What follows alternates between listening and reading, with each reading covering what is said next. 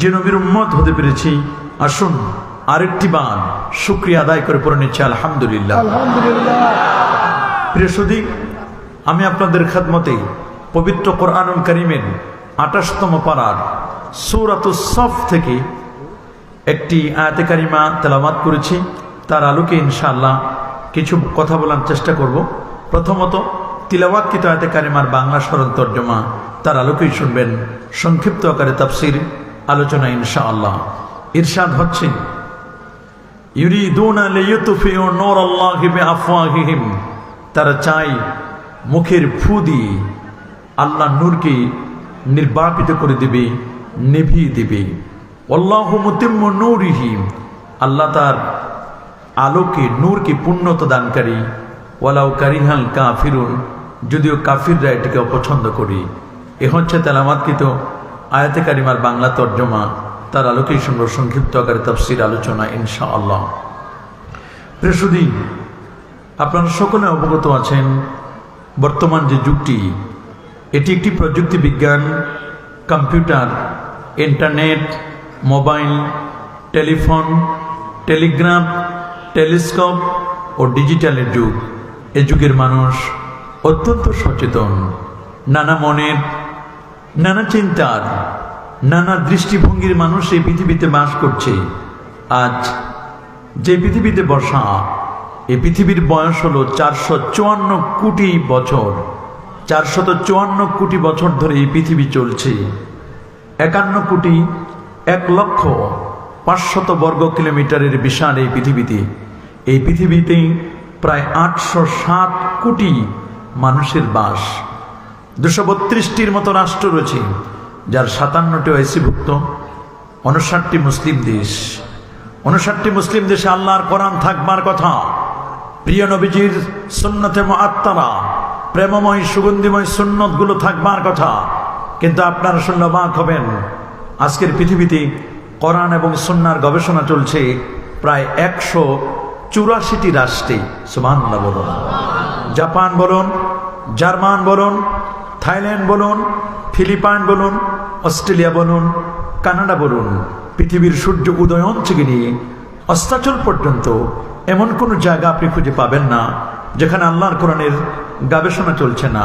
প্রতিটি জায়গায়, প্রতিটি মুহূর্তে আল্লাহর কোরআনকে গবেষণা করি।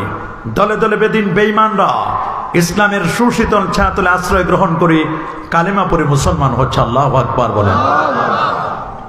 একদল মানুষ উঠে পড়ে লেগেছে, ইসলাম হটাও, মুসলমানদেরকে বন্ধ করো, কোরআনের বাতিকে অফ করে দাও। খোদার কসম করে বলি, এই বিশ্ব জগৎ থেকে ইসলাম, মুসলমান, আল্লাহর কোরআনকে কি কেউ মিটিয়ে দিতে পারবে? জোরে বলুন, আরো জোরে বলুন, পারবে? ইসলামকে মিটিয়ে দেওয়ার জন্য ফার্স্ট টার্গেট করেছিল আফগানিস্তান। আফগানের জমিন থেকে আল্লাহর কোরআনকে মিটিয়ে দিতে পারে নাই। আফগানিস্তানে মরলাশগুলো চিকচিক করছে। আফগানিস্তানে এক সময় মুসলমানের রক্ত নিয়ে বিশ্ব বাটোয়ারা এবং বিশ্ব মোরলরা, তারা মুসলমানের রক্ত নিয়ে হোলি খেলা খেলেছিল। আসলে এগুলো বিশ্ব মরল নয়, এরা হচ্ছে বিশ্ব হায়েনা। কথা বলুন। বিশ্বের এই সমস্ত হায়েনারা, বড় বড় নেতা নামের হায়েনারা, তারা মুসলমানদের রক্ত নিয়ে হোলি খেলা খেলেছিল, যেটি এখনো পর্যন্ত চলছে। শুধু আফগানের জমিন থেকে ইসলামকে মিটাই দিতে পারে নাই, আফগানিস্তানের জমিনে কলেমা খচিত পতাকা, তাওহীদ ও রিসালাতের পতাকা পথ করে উঠছে। এখন আফগানের জমিন মুসলমানদের, আল্লাহওয়ালা মানুষগুলো এখন পরিচালনা করছে আফগান। আল্লাহু আকবার বলেন। আফগানের জমিন থেকে যেমন ইসলামকে মিটাতে পারে নাই, সেকেন্ড টার্গেট করলো ইরাক। সুবহানাল্লাহ বলেন।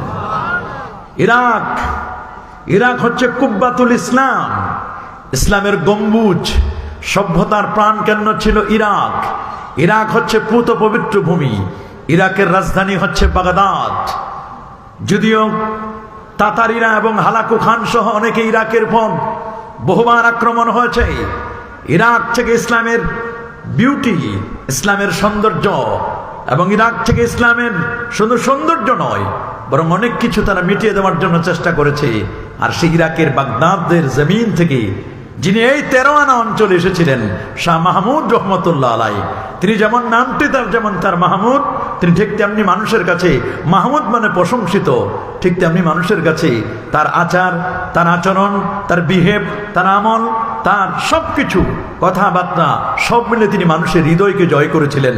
মানুষের হৃদয়ে তিনি আসন পেতে বসেছিলেন, মানুষের হৃদয়কে জয় করে, যে কারণে 57টি বছর হয়ে যাচ্ছে এই এলাকার মানুষ, এই এলাকার গুণীজন, এলাকার শ্রদ্ধাভাজন ব্যক্তিত্ব, এলাকার আলেম ওলামা তার নামে একটি আলিম মাদ্রাসা করেছে, দ্বীনি এদারা করেছে।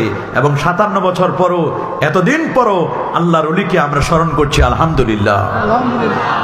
ইন্দা জিক্রিল আউলিয়া তানজিলুর রহমা। বাবা সরে যাও, সরো, যত লাইভ হচ্ছে, লাইভ কাস্টিং সারা ওয়ার্ল্ড দেখতেছে, সমস্যা নাই। গভীর মনোযোগ, গভীর মনোযোগ। শাহ মাহমুদ রহমতুল্লাহ আলাই তিনি একজন মস্ত বড় ওলি ছিলেন। ইন্দা জিক্রিল আউলিয়া তানজিলুর রহমা, আল্লাহর ওলিদের আলোচনা যেখানে হয় আল্লাহর পক্ষ থেকে রহমত নাজিল হয়। আল্লাহু আকবার বলেন।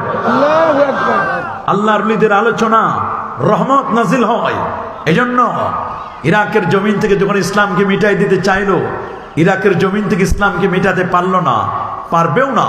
কারণ ইরাকের জমিনে শোয়া আছেন ইসলামের ৪র্থতম খলিফা, আল্লাহর হাবিবের জামাতা, শেরে খোদা, যিনি ৭ম হিজরিতে খাইবার যুদ্ধের সময় যখন খাইবার বিজয় হচ্ছিল না, আল্লাহ নবী বলেন আগামী কালকে আমি এমন একজনের হাতে ঝান্ডা দিব, পতাকা দিব, যার মাধ্যমে খাইবার বিজয় হবে। সবাই রাতের বেলায় ঘুমিয়ে পড়লো, সবাই টেনশন করছেন কার হাতে নবীজি পতাকাটা দিবেন। ফজরের নামাজের পরে তিনি পতাকা তুলে দিবেন, যার মাধ্যমে খাইবারের বিজয় হবে। খাইবার দুর্গ, বহুবার আমি খাইবারে গেছি, আল্লাহু আকবার বলেন। সেই খাইবারের সেই দুর্গটি এখনো অবিচল অবস্থায়, সেই জায়গার স্মৃতি এখনো রয়েছে। রে বাবা, সবাই রাতের বেলা ঘুমিয়ে পড়লো, কেউ বা তাহাজ্জুদ পড়তেছে, দোয়া করতেছে আল্লাহ যেন এটা আমার হাতে আসে ঝান্ডাটা। আল্লাহর কি মেহেরবানি, ফজরের নামাজের পরে নবী হাজিরা নিলেন যে আমার আজকে আমি যার হাতে খাইবারের ঝান্ডাটি তুলে দিতে চাই, পতাকা, ইসলামের পতাকাটি তুলে দিতে চাই, সে আলী আমার জামাই কোথায়? সবাই বলল হুজুর উনি তো আসতে পারেন নাই, ওনার চোখ উঠেছে। প্রচন্ড গরম ছিল ওই সময়, চোখ উঠার কারণে তিনি হুজুর নামাজে আসতে পারেন নাই, জামাতে আসতে পারেন নাই। হয়তোবা তিনি রুমের ভিতরে নামাজ পড়ে নিয়েছেন, তাঁবুতে নামাজ পড়ে নিয়েছেন। নবীজি বলেন তাকে ডেকে নিয়ে আসো আমার কাছে। আল্লাহ নবী কথা মতো, ওয়ার্ডার মতো ডেকে আনা হলো তাকে। ডেকে নবীজি একটু লালা মোবারক বের করলেন, তার লালা মোবারকটা নিয়ে তার চোখে যখন একটু লাগিয়ে দিলেন, হযরত আলী রাদিয়াল্লাহু তাআলা বলেন কসম আল্লাহর, আমি মনে হয় অসুস্থই হই নাই। আল্লাহু আকবার বলেন। নবীর লালা মোবারকের দাম ছিল এত বেশি। রাসূল আকরাম সাল্লাল্লাহু আলাইহি ওয়াসাল্লামের বুখারীর হাদিস, আল্লাহ নবী যখন উযু করতেন, নবীর উযুর পানিগুলো নেওয়ার জন্য, নবীর থুথু মোবারক নেওয়ার জন্য, নবীজির নাকের শ্লেষ্মা মোবারক নেওয়ার জন্য সাহাবায়ে কেরাম ফকিরের মতো হাত পেতে দিতেন। আল্লাহু আকবার। হুজুর আপনার নাকের শ্লেষ্মা মোবারক একটু দেন, আপনার থুথু মোবারক একটু দেন। বুখারীর বর্ণনা 128 নম্বর হাদিস সহিহুল বুখারীর মধ্যে, নবী যখন উযু করতেন, উযু করার পরে তার ব্যবহৃত পানিগুলো, বললাম কমাও, অতিরিক্ত পানিগুলো নেওয়ার জন্য ফকিরের মতো হাত পেতে দিতেন। আল্লাহ নবী জিজ্ঞেস করেন কি করছো তোমরা এগুলো, কেন তোমরা এগুলো নেওয়ার জন্য পাগল পারা হয়েছ, এর পিছনে কারণটা কি? সাহাবায়ে কেরাম বলে ইয়া রাসূলুল্লাহ, ইয়া হাবিবাল্লাহ, এগুলো এই জন্য আমরা নিতে যাচ্ছি, আপনার থুতু মোবারক এগুলো যদি আমরা আমাদের চেহারায় মাখতে পারি, এই চেহারাটা কোনোদিন জাহান্নামের আগুনে জ্বলবে না। আল্লাহু আকবার। নবীর থুতু মোবারক চেহারার মধ্যে মেখে দিলে এই চেহারা কোনোদিন জাহান্নামের আগুনে জ্বলবে না। এই আকীদা ছিল সাহাবায়ে কেরামের। হযরত আলী রাদিয়াল্লাহু তাআলার হাতে নবীজি ঝান্ডাটা দিলেন, যাও খাইবার যুদ্ধ করো। 70 মণ কামজ দুর্গ তিনি কেন আঙ্গুল দিয়ে তুলে নিয়েছিলেন, ছোট্ট আঙ্গুলটা দিয়ে 70 মণ কামজ দুর্গ তিনি তুলে নিয়েছিলেন। সুবহানাল্লাহ। পরবর্তীতে তো 70 জন চেষ্টা করে পারে নাই। এটা ছিল স্পিরিচুয়াল পাওয়ার, আধ্যাত্মিক শক্তি। সুবহানাল্লাহ বলেন। এটা যেন তেন শক্তি নয়। কে বলেন যেন তেন শক্তি? এই শক্তির সাথে কেউ মোকাবেলা করতে কখনো কেউ পারবে না। মনে রাখবেন, এই দেশ অলিয়া উলিয়ার বাংলাদেশ।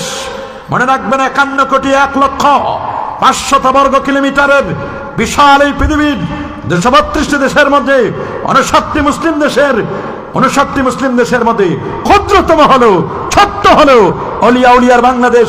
হযরতে শাহজালাল, শাহপরান, শাহ মাকদুম, খান জাহান আলী, ফতহুল্লাহ, গরিবুল্লাহ, শাহ বেস্তি চিশতি, শাহ মাকদুম সহ শাহ মাহমুদ রহমতুল্লাহ, শাহ নেসার, শাহ সলে, শাহ মুহিব সহ এই দেশ 12 আউলিয়ার দেশ, 307 অলির দেশ। এদেশের মাটি আর মানুষকে যারা আবাদ করছেন, হক্কানি, রব্বানি, পীর মাশায়েখগণ, আল্লাহর ওলিগণ, ঠিক কিনা বলুন? এদেশের মাটি থেকে ইসলামকে মিটাই দেওয়া, টুপি দাড়িকে মিটাই দেওয়া কখনো সম্ভব হবে না। যারা ইসলামকে মিটাই দিতে চাবে, কোরআনকে মিটিয়ে দিতে চাবে, তারা এই জমিনে মিটে যাবে। এই জমিনে জালিমদের জায়গা কখনো হবে না। কথা বলুন, আরো জোরে বলুন। শুধু এই জমিন না, গোটা পৃথিবীর কোথাও জালিমরা শান্তি পাবে না, জালিমদের নিস্তার নাই। আজকে ইসরায়েল মুসলমানদের উপর ফিলিস্তিনের নিরীহ মুসলমানদেরকে শহীদ করছে। মাত্র 17 মাসের যুদ্ধে 62,324 জন বেসামরিক ফিলিস্তিনের গাজা এবং রাফার মুসলমানদেরকে তারা শহীদ করেছে। 1 লক্ষের অধিক মুসলমানকে তারা আজকে পক্ষাঘাতগ্রস্ত হয়ে হসপিটালে আছে। তাদের সেই হিংস্র থাবা এবং তাদের টনকে টন বোমা থেকে নিস্তার পায় নাই ছোট্ট সোনামণি শিশুটি, ইভেন হসপিটালের রোগীরা, ইভেন শিক্ষা প্রতিষ্ঠানের কোমলমতি শিশুরা, নারীরা পর্যন্ত নিস্তার পায় নাই। কথা বলুন। আমার আল্লাহ দেখছেন, আল্লাহ ধরে ধরে ধরে না, ধরলে ছাড়ে না। কথা বলেন, ধরে ধরে ধরে না, ধরলে ইন্না বাতশা রাব্বিকা লাশাদীদ, নিশ্চয় আল্লাহর ধরা বড় কঠিন। কথা বলুন। আল্লাহ যদি একবার কাউকে ধরে, কোনো ইস্যু ছাড়া, এজেন্ডা ছাড়া খুঁজে পাওয়া যায় না। কেউ কখনো কল্পনা করতে পারে না যে এইরকম ভাবে জালিমরা বিদায় হয়ে যাবে। কেউ কখনো কল্পনা করতে পারে নাই। কিন্তু আল্লাহ যদি, আল্লাহর কল্পনা তো এমন, আমার আল্লাহর প্ল্যান তো এমন, আল্লাহ এমন এজেন্ডা তৈরি করে রেখে দিয়েছেন যেটা তারা নিজেরাও কখনো কল্পনা করতে পারে নাই। কথা বলুন, ঠিক কিনা? মনে রাখবেন, ইরাকের জমিনে শোয়াছেন সেই ইসলামের ৪র্থতম খলিফা আল্লাহর হাবিবের জামাতা শেরে খোদা আলীউল মুর্তাদা রাদিয়াল্লাহু তাআলা। ওই জমিনে শোয়াছেন 4 মাযহাবের একজন অন্যতম ইমাম আজম আবু হানিফা নোমান ইবনে সাবিত রাদিয়াল্লাহু তাআলা আনহু। আল্লাহু আকবার। 80 হিজরিতে যার জন্ম, কত হিজরিতে? 150 হিজরিতে যার ইন্তেকাল, যিনি 100 বার আমার আল্লাহকে স্বপ্নে দেখেছিলেন। স্বপ্নে? কিসে? এই চোখ দিয়ে আল্লাহকে দেখা যায় না, স্বপ্নে আল্লাহকে দেখা যায়। স্বপ্নে যেমন আল্লাহকে দেখা যায়, ঠিক তেমনি ভাবে স্বপ্নে আমার রাসূলুল্লাহকেও দেখা যায়। সুবহানাল্লাহ বলেন। সহিহ বুখারীর হাদিস, আল্লাহ নবী বলে দিয়েছেন, মান রাআনি ফিল মানামি ফাকাদ রাআনি হাক্কা লিআন্না আশ-শাইতানা লা ইয়াতামাসসালু বি। যারা আমাকে স্বপ্নে দেখবে, ওই লোকটি সত্যি সত্যি আমাকে স্বপ্নে দেখেছে। কারণ শয়তান সবার আকৃতি নিতে পারে, দুটো জিনিসের আকৃতি শয়তান নিতে পারে না। একটা হলো আল্লাহর ঘর খানায়ে কাবা, আর একটা হলো আমার নবীজি। সুবহানাল্লাহ বলেন। নবীর আকৃতি কি কেউ নিতে পারে? শয়তান নিতে পারে না। আর খানায়ে কাবার আকৃতি নিতে পারে না। এজন্য ইমাম আজম আবু হানিফা রাহমাতুল্লাহ আলাইহি, যিনি এত বড় পণ্ডিত ছিলেন, 55 বার 55 50 যোগ 5 55 বার নবীজির রওজা মোবারক জিয়ারত করেছিলেন। 40টি বছর এশার উজু দিয়ে যিনি ফজরের নামাজ আদায় করেছিলেন। 2 রাকাত নামাজে যিনি 1 খতম কোরআন মাজিদ তেলাওয়াত করতেন। প্রথম রাকাতে সূরা ফাতিহার পরে 15 পারা, দ্বিতীয় রাকাতে সূরা ফাতিহার পরে 15 পারা, এইভাবে করে করে 15 30 পারা 2 রাকাত নামাজে তিনি আদায় করতেন। আল্লাহু আকবার বলেন। আরো যেন আল্লাহু আকবার। কত বড় পণ্ডিত ছিলেন তিনি, কত বড় পণ্ডিত ছিলেন, যিনি 13 লক্ষ মাসআলা বের করেছিলেন কোরআন এবং সুন্নাহ থেকে, ৮৩,০০০ মাসআলা বের করেছিলেন তার ফাতোয়া বোর্ড থেকে। সেই ইমাম আজম আবু হানিফা, যিনি ৮ জন সাহাবীর সাক্ষাৎ পেয়েছিলেন, ইমাম আজম আবু হানিফা আমাদের মাযহাবের ইমাম তিনি। তার মাজার হলো ইরাকের কুফা নগরীতে, বাগদাদের জমিনে। সুবহানাল্লাহ, আল্লাহু আকবার বলেন। অনেকেই মাজারের কথা শুনলে চোখ উল্টায় দেখ, মাজারের কথা সহ্য করতে পারে না। কেউ বা মাজার ভাঙ্গার জন্য চেষ্টা করে, মাজার ভাঙ্গা যাবে না। মাজার এটা সেন্সিটিভ জায়গা, আল্লাহর ওলিরা মাজারে শোয়াছেন। তবে হ্যাঁ, কোন মাজারে যদি ভণ্ডামি হয়, কোন মাজারে যদি সেজদা চলে, বেদাত চলে, কোনো সমস্যা নাই।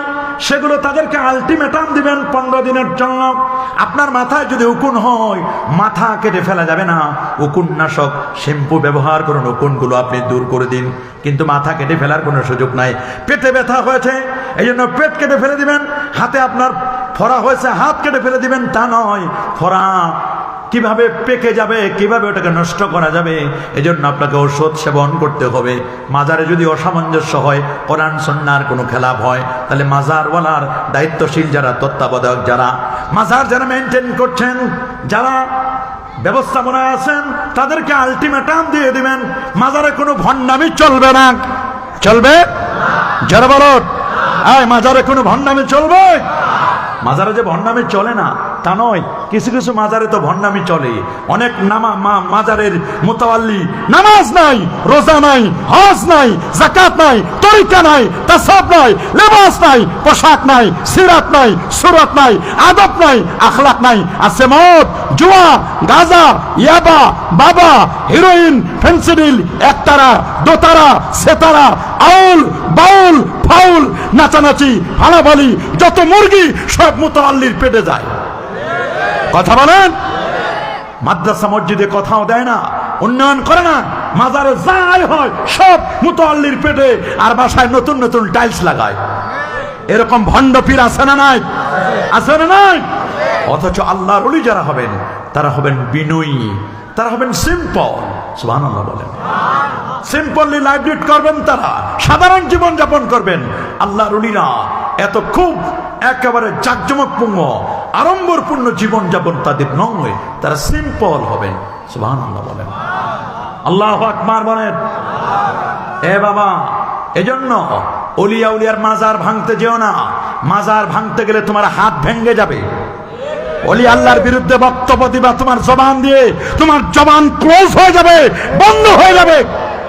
ওলিয়া উলিয়াদের বিরোধিতা করা যাবে না। এদেশ আবাদ করেছেন আল্লাহর ওলিরা।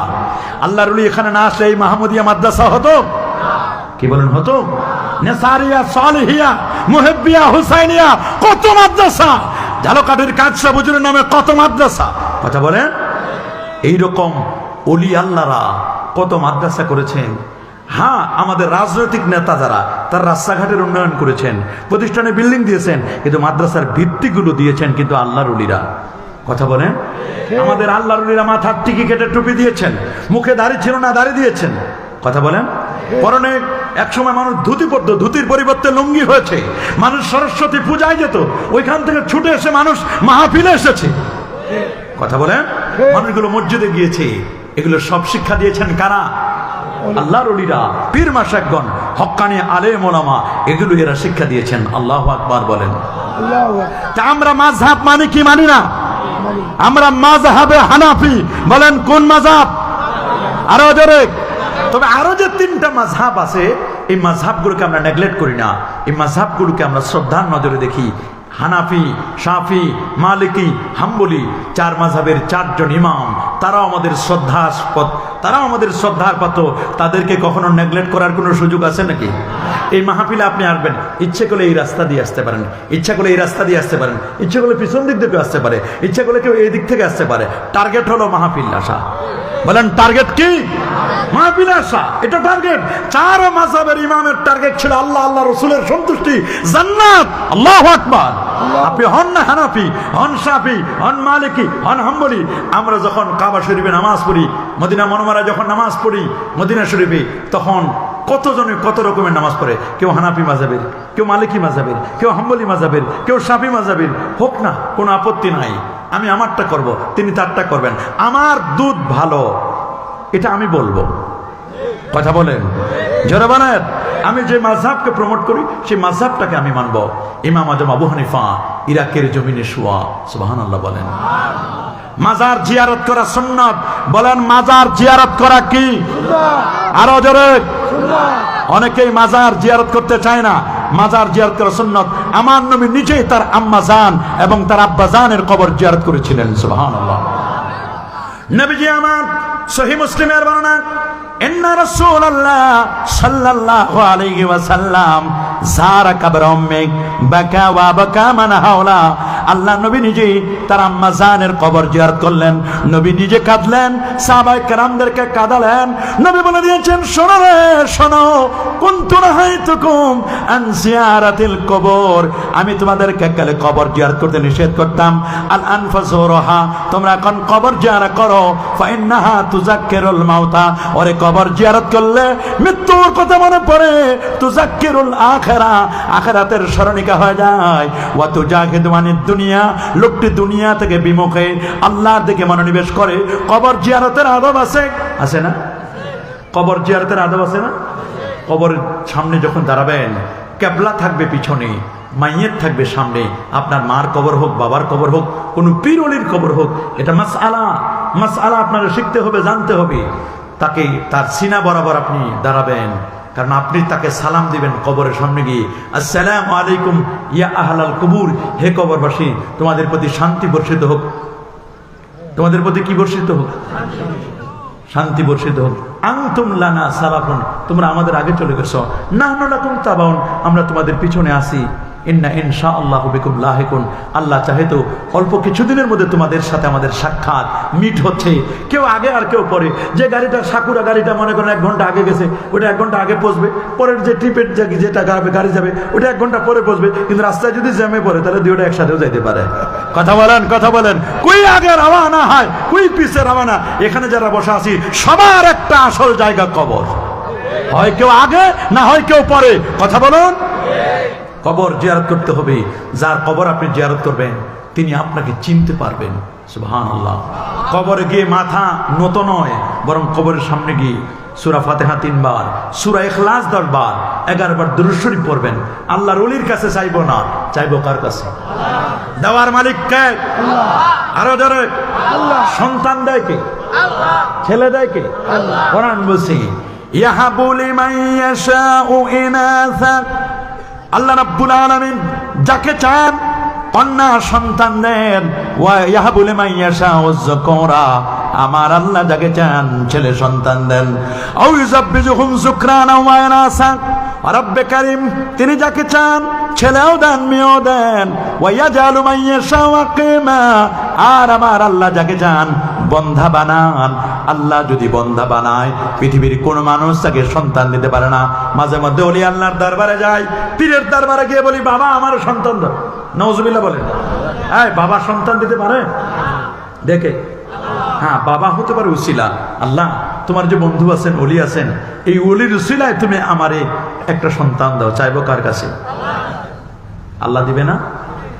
আল্লাহ যদি কাউরে না দেয় পৃথিবীর কোনো মানুষ দিতে পারে? আবার এমনও হতে পারে বাপ ছাড়াও সন্তান দিতে পারে না আল্লাহ, আছে না?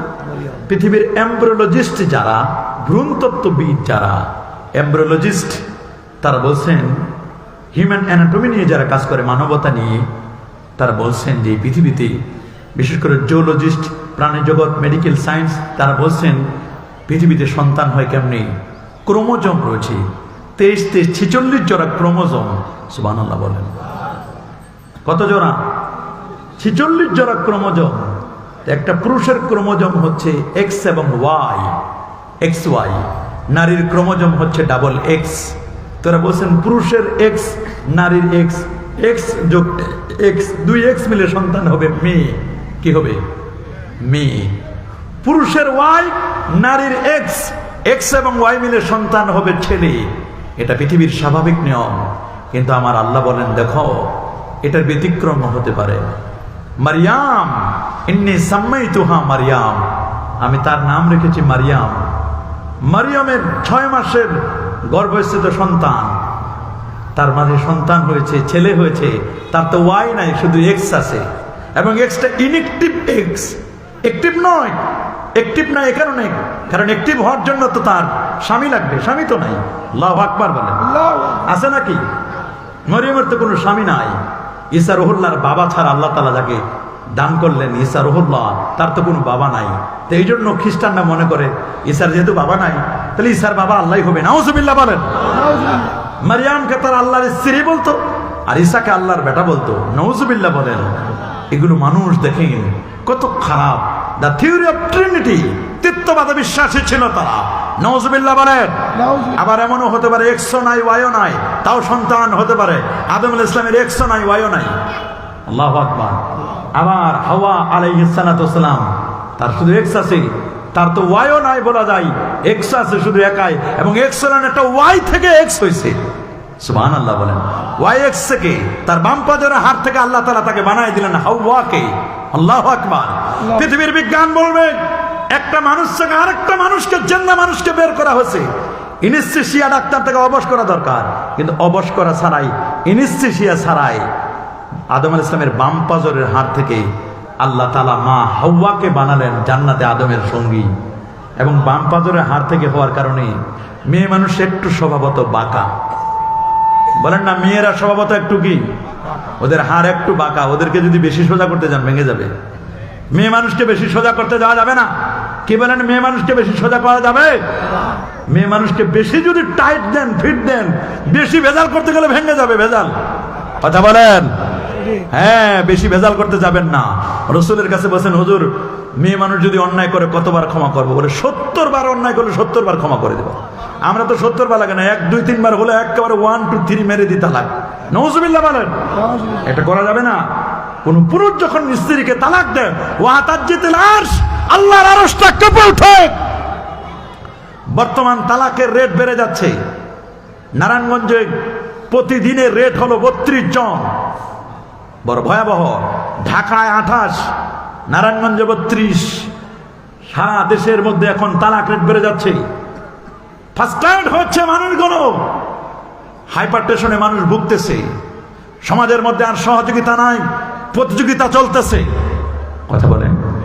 আস্তে আস্তে মানুষগুলো এখন অন্যমুখী হয়ে যাচ্ছে। শুক্রবার আজকে নামাজ পড়লাম, দেখতে দেখতে আবার শুক্রবার চলে আসতেছে। সময়গুলো খুব ছোট হয়ে যাচ্ছে। বড় কঠিন অবস্থা। কিয়ামত খুব অত্যাসন্ন। ইমাম মাহদীর হাতছানি দিয়ে ডাকছে। দাজ্জাল সেই দিন আর বেশি দূর নয়, অনতি বিলম্বে কবে আসবে একমাত্র জানেন কে? দাজ্জালের আগমনের সময়গুলো ঘনিয়ে আসছে। ফিলিস্তিন বিজয় হবে ইনশাআল্লাহ বলেন। ফিলিস্তিন আমাদের সম্পদ, মুসলমানদের সম্পদ হচ্ছে ফিলিস্তিন। সুবহানাল্লাহ। 5000 নবী এবং রাসূলদের আবাসস্থল হচ্ছে ফিলিস্তিন। আবার নবীর মেরাজ শুরু হয়েছিল ফিলিস্তিন থেকে, বাইতুল মুকাদ্দাস থেকে। সুবহানাল্লাহ বলেন। কত অবর্ণনীয় কষ্ট নবী করেছেন জীবনে। কষ্টের তো কোনো শেষ নাই। কতই না কষ্ট করেছেন আল্লাহ নবী। শিয়াবে আবি তালেবে 3 বছর জেলখানায়। কয় বছর? শিয়াবে আবি তালেব 3টা বছর কারাগার বরণ করেছেন আমার রাসূল। 3 বছরের কারাগারের জীবন বড় কঠিন জীবন। খাদ্য পানীয় প্রায় বন্ধ করে দিয়েছিল। চাচা আবু তালেবের ইন্তেকাল, মা হারা নবী, বাবা হারা নবী। সেই নবীর চাচা হারালো, খাদিজাতুল কুবরা রাদিয়াল্লাহু তাআলা আনহাকে হারালেন। ভারাক্রান্ত হৃদয় নিয়ে নবী একটু চাইলেন তিনি একটু তায়েফে যাবেন। মনে করছেন ছোটকালে তার বাল্য বন্ধু ছিল, ছোটকালে যাদের সাথে খেলেছিলেন তাদের সাথে দেখা হবে। মামার বাড়ির অঞ্চল তায়েফ, আবহাওয়া, এনভায়রনমেন্ট, পরিবেশ খুব ভালো। কিন্তু তায়েফে যাওয়ার পরে হিতে বিপরীত হলো। নবীকে পাথর বেড়ে বেড়ে আঘাত করে নবীকে রক্তাক্ত করে দিল। তায়েফ থেকে ফিরার পথে মাত্র 40 জন জিন কালেমা পড়ে মুসলমান হয়েছিল। এতটুকুন ছিল খুশির সংবাদ। রাতের বেলায় চোখের পানি মুছতে মুছতে নবী যখন মক্কার দিকে আসছিলেন, মক্কায় নবীর ভিসা বাতিল করে দিল। বলে মুহাম্মদকে মক্কায় ঢুকতে দেওয়া যাবে না। কিন্তু আল্লাহর কি মেহেরবানি, একজন কাফির হয়েও মক্কায় তাকে ঢোকার জন্য অনুমতি দিল, যে না তাকে ঢুকতে দেওয়া হোক, তাকে তার ব্যাপারে আমরা কেউ বাজে মন্তব্য করবো না, সে আসুক এখানে। তিনি আসলেন। রাতের বেলায় তার চাচাতো বোন উম্মে হানির ঘরে তিনি ঘুমিয়ে পড়লেন। সুবহানাল্লাহ বলেন। ঘুম তো চোখে আসে না। গভীর রজনী চোখ থেকে দরদর করে পানি পড়ছে। আমার আল্লাহ সহ্য করতে পারলেন না। বন্ধু বন্ধুকে ডাকার জন্য জিবরিল, মিকাইল এবং ইসরাফিল তিনজনকে পাঠিয়ে দিলেন, যাও আমার বন্ধুকে ডেকে নিয়ে আসো, আমার বন্ধুর মন খারাপ। সুবহানাল্লাহ বলেন। আসলেন জিবরিল, মিকাইল, ইসরাফিল তিনজন, এসে ঘরের ছাদটা ফাঁক করলেন। ঘরের ছাদ ফাঁক করে একজন পায়ের দিকে, একজন মাঝখানে, আরেকজন মাথার দিকে। বলে ওনাকে জাগাও। বলে কে জাগাবে? জিবরিল বলেন, ইসরাফিল আপনি জাগান, আপনি তো সিংহাই ফুৎকার দিবেন, রেফারিগিরি তো আপনি করবেন হাসরের ময়দানে, আপনার সিংহা ফুৎকারের মাধ্যমে তো সব চলবে। সুবহানাল্লাহ, আল্লাহু আকবার বলেন। আর মিকাইল বলে আপনি জাগান, কারণ আপনি তো ঝড় তুফান বৃষ্টি কখন কি হয় আল্লাহর আদেশে আপনি পৃথিবীতে ঝড় তুফান দেন, আপনি এখানে উনাকে জাগান। উনারা দুইজনে বললো যে না, জাগাবেন আপনি, কারণ আপনি উনার কাছে 1 নয় 2 নয় 24,000 বার এসেছেন, আপনার সাথে তার একটা গুড রিলেশনশিপ তৈরি হয়েছে, সুতরাং আপনি তাকে জাগাবেন। সুবহানাল্লাহ বলেন। 600 নূরের পাখা জিবরিল আমিনের বলে আমি জাগাবো। বলে হ্যাঁ। নবীকে জাগালেন। জাগানোর পরে নবীকে নিমন্ত্রণ পত্র দেওয়া হলো, নেন আপনি আল্লাহর আরশের রয়্যাল গেস্ট, ভিভিআইপি মেহমান আপনি। সুবহানাল্লাহ বলেন। নবী আল্লাহর রয়্যাল গেস্ট। বললেন যে তোমরা তিনজনে যে আলোচনা করছো, রাসূলুল্লাহ বলেন আমি সব শুনেছি। হ্যাঁ, আপনি কেমনে শুনলেন? বলে তোমরা তিনজনে আলোচনা করছো, আমার চোখ ঘুমায়, বুখারী শরীফের হাদিস, তানামু আইনাইয়া, আমার চোখ ঘুমায়, ওয়ালা ইয়ানামু কলবি, আমার কলব ঘুমায় না, আমার কলবটা সদা জাগ্রত। আমি নবী এমন, আমি নবীর সামনে যেমন দেখি রে, পিছনেও তেমন দেখতে পাই, ডানে যেমন দেখি রে, বামেও তেমন দেখতে পাই। উপরের দিকে তাকাইলে আল্লাহর আরশের খবর আমি বলে দিতে পারি, মাটির নিচে তাকাইলে কোন খবরে কেন আযাব হচ্ছে সেটাও আমি বলে দিতে পারি। নবীজি বলছেন আমি বুঝতে পেরেছি আমাকে আরশে আজিমে যেতে হবে, আল্লাহর ডাকে সাড়া দিতে হবে। আচ্ছা আমি একটু বাসা থেকে ফ্রেশ হয়ে আসি। তিনি একটু ভিতরে গেলেন, ফ্রেশ হয়ে আসলেন। নবীরা ঘুমাইলে কখনো উজু যায়? আপনি আমি ঘুমালে উজু যায় কিনা? খালি উজু না, মাঝে মধ্যে গোসলও ফরজ হয় যুবকদের। কথা বলে, যেটা বাস্তব সেটা বললাম। কিন্তু নবীরা ঘুমাইলে কখনো উজু যায় না। বলেন নবীরা ঘুমাইলে উজু যায়? নবীদের ঘুম উজু নষ্টকারী নয়, কিন্তু আমরা ঘুমালে উজু চলে যায়, আমাদের শরীরের অঙ্গ প্রত্যঙ্গগুলো ঢিলা হয়ে যায়। কথা বলেন, বড় কঠিন জিনিস। নবী কি আমাদের মতো সাধারণ নাকি অসাধারণ? অসাধারণ। আমার নবী কি অসাধারণ নবী। সেই নবী বলেন ফ্রেশ হয়ে আসলেন, উজু করে আসলেন, আল্লাহর দরবারে যাব, একটু আদব কায়দা তো আছে। আদব আর তরিকু কুল্লু আদব। তরিকা মানুষকে কখনো বেয়াদব বানায় না। যারা আল্লাহর ওলিদের সাথে কানেক্টিভিটি আছে, অ্যাটাচমেন্ট আছে যাদের ওলি আল্লাহদের সাথে, তারা কখনো বেয়াদব হয় না। কথা বলেন, তারা কখনো কি হয় না? বেয়াদব হয় না। অন্য কিছু হতে পারে, আদব কায়দা এদের 100তে 100। সুবহানাল্লাহ বলেন। আল আদাবু খায়রুম মিনাজ যাহাবি ওয়াল ফিদ্দা। আদব স্বর্ণ রৌপ্যের চেয়েও দামি। যেহেতু এটি আলিম মাদ্রাসা, আলিম মাদ্রাসা দাখিল পরীক্ষা দিচ্ছে, ছাত্ররা দিচ্ছে না? কতজনের বছরে? 30 জন। আর আমাদের মাদ্রাসায় এবার পরীক্ষার্থী হলো 1051 জন। মানুষ বলে মাদ্রাসায় ছাত্র নাই, আমাদের মাদ্রাসা 22,000 ছাত্র। আলহামদুলিল্লাহ বলেন। যেখানে বহু ছাত্র আমাদের ডক্টর মিজানুর রহমান আজারি পড়েছে আমাদের মাদ্রাসায়, আমাদের সাদেকুর রহমান আজারি, এরা আমাদের ছাত্র। এরা পড়েছে এই বড় বড় বাংলাদেশের বড় বড় বেশ মোটামুটি যারা নাম করা বক্তা, অধিকাংশ আমাদের দারুন নাজাতের ছাত্র। আলহামদুলিল্লাহ বলেন। আলহামদুলিল্লাহ বলেন। অনেকেই বলে মাদ্রাসায় ছাত্র নাই। ওরে বাবা, মাদ্রাসায় ছাত্র জায়গা দিতে পারে না আমরা। আলহামদুলিল্লাহ বলেন। সেই জন্য ছাত্র আর তরিকু কুল্লুহু আদব। ছাত্র ওস্তাদের সাথে আদব দেখাবে। কথা বলেন, কি দেখাবে না? অবশ্যই দেখাবে। ছাত্র ওস্তাদকে দেখলে দাঁড়িয়ে যাবে। পরীক্ষার হলে যিনি গার্ড থাকবেন উনিও সামটাইম 3 ঘন্টার জন্য ওস্তাদ। অনেকে ওস্তাদদেরকে গুরুত্ব দেয় না। পরীক্ষার হলে যারা ডিউটি থাকেন তাদেরকে ওস্তাদ মনে করে না, তিনিও 3 ঘন্টার জন্য ওস্তাদ। কথা বলেন, এটা মনে রাখতে হবে। ইমাম আজম আবু হানিফা রাহমাতুল্লাহ আলাইহি একবার এক রাস্তা দিয়ে যেতে যেতে হঠাৎ করে জুতো খুলে ফেললেন। বলে হুজুর জুতা খুললেন কেন? বলে জুতা খুললাম এজন্য, এই গ্রামে আমার একজন ওস্তাদ আছে, আমার একজন টিচার আছে, শিক্ষক। বলে কি বলেন আপনি? এই গ্রামে আপনার কোনো শিক্ষক থাকতে পারে না। বলে কেন? বলে এই গ্রামটা হলো সুইপারদের গ্রাম। কাদের? সুইপাররা থাকে এই গ্রামে, মেথর সুইপার যারা, তারা থাকে। বলে হ্যাঁ, আমার ওস্তাদদের, ওনার তো 6,500 টিচার ছিল, শিক্ষক ছিল, 90,000 ছাত্র ছিল। আল্লাহু আকবার বলেন। এর মধ্যে থেকে একজন শিক্ষক ছিল সুইপার। ছাত্র জিজ্ঞেস করলো, হুজুর আপনি সুইপারের কাছ থেকে কি শিখেছিলেন? আমি শিখেছি তার কাছ থেকে। আমার এক ছাত্র জিজ্ঞেস করেছে, কুকুর কখন সাবালেগ হয়, মানে কুকুর কখন বালেগ হয়, কেমনে বুঝবো এটা? আমি 3 মাস পর্যন্ত বই পুস্তক খুলে দেখেছি, পাই নাই। পরে আমার বাসায় যে সুইপার আসছে, ও একটা কুকুর নিয়ে আসছে, সুইপারদের সাথে কুকুর থাকে। আমি জিজ্ঞেস করলাম, আমাকে টেনশন দেখে মনে করছে আপনি কি নিয়ে টেনশন করেন? আমি টেনশন করি কুকুর কখন বালেগ হয় এটা জানতে পারি না, আমি 3 মাস ধরে আমি চেষ্টা করতেছি। বলে এটা আপনি অন্য কাছে কেতাব পড়লে পাবেন, এটা আমি কুকুরের নিয়ে থাকি, আমি কুকুর সম্পর্কে ভালো জানি, আমাকে বলেন। বলে কখন? কুকুর যখন 5 জায়গায় পেশাব করে তখন বুঝতে হবে এটা বালেগ হয়েছে। আর যখন ঘাস খায় তাকে এটা জানাই দিল, তখন বলে হ্যাঁ তুমি ঠিক বলেছ। এই যে তার কাছ থেকে এই মাসালাটা শিখছেন, এই যে একটা জ্ঞান শিখলো, এই জন্য আর বাড়ির সামনে দিয়ে যাওয়ার সময় জুতা খুলে যাইত। এইরকম আদব আছে আজকে।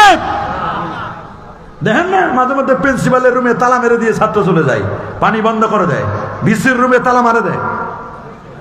কথা বলে না কেন? শিক্ষককে আটকায় রাখে। আদব কায়দা আছে নাকি? আস্তে আস্তে কিন্তু উঠে যাচ্ছে আদব কায়দা।